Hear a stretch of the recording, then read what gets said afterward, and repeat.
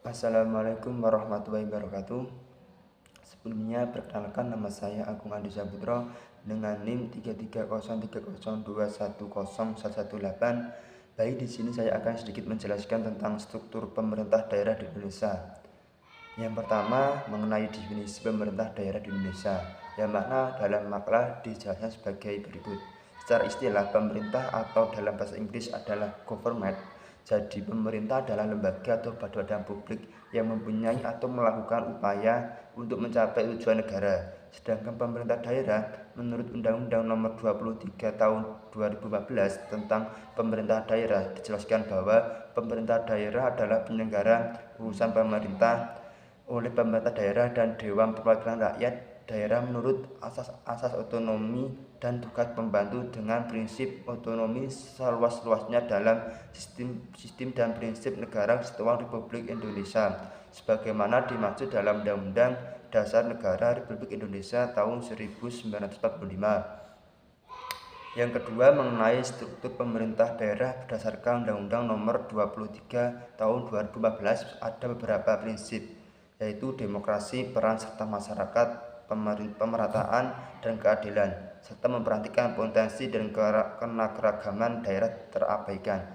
Struktur pemerintah daerah sesuai dengan Undang-Undang Nomor 23 Tahun 2014 yaitu perangkat daerah provinsi, sekretariat daerah, sekretariat DPRD, inspektorat dinas daerah, badan daerah.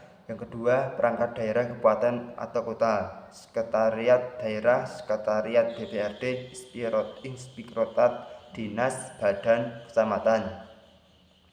Dan yang ketiga atau yang terakhir, membahas mengenai tugas dan fungsi masing-masing struktur pemerintah daerah. Berdasarkan Undang-Undang Nomor 23 Tahun 2014, adapun tugas dan fungsi masing-masing struktur pemerintah daerah adalah sebagai berikut. Sekretariat daerah membantu gubernur, bupati atau wali kota dalam menyusun kebijakan dan mengordinasikan dinas daerah dan lembaga teknis daerah.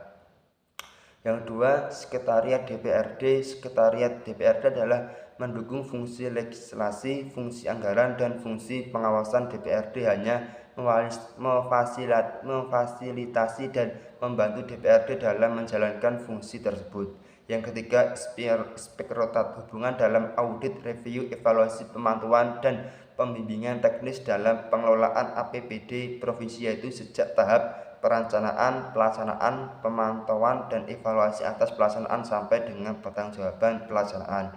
Yang keempat yaitu dinas pelaksanaan, perda kabupaten atau kota, dan peraturan bupati atau wali kota melaksanakan peraturan perundang-undangan lain yang terkait dengan penyelenggaraan pemerintah daerah, kabupaten atau kota.